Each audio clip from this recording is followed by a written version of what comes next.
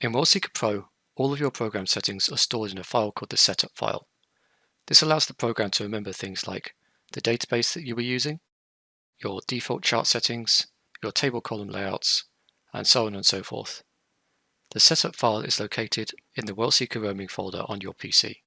The easiest way to access the roaming folder is to go to Help and then Open Setup File folder. This will open your roaming folder in Windows Explorer. If you want to navigate to the folder manually in Windows Explorer, the address is Users, your username, App Data, Roaming, and then WorldSeeker Pro. Inside this folder, you'll find your setup file, setupws.ini.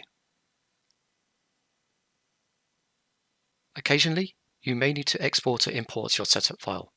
This could be because you want to send it to someone else so that they have the same layout and are looking at data in the same way as you. Or you're an IT admin at your company and you want to standardize your setup across all of your field computers.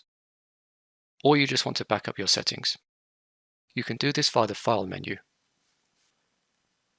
using the Export Setup, Import Setup, and Reset Setup file commands. As an example, I've changed my default plot settings. I'll now back them up by exporting my setup file. So I go to File, Export Setup File, and then I will save my setup file on my desktop.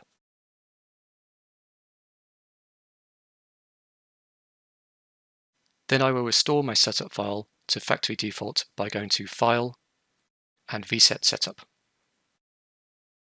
Now if I close and then reopen my chart, you can see that my chart colors have changed back to the default. I can restore my settings back to how they were by importing my setup file back in. So I'll go to File, Import Setup File. I'll select the setup file that I exported and click on Open. The setup file also contains the settings for your toolbar layout at the top of the WorldSeeker window. If you don't want to overwrite your toolbar layout, you can choose to ignore the toolbar layout stored in the setup file when you import it.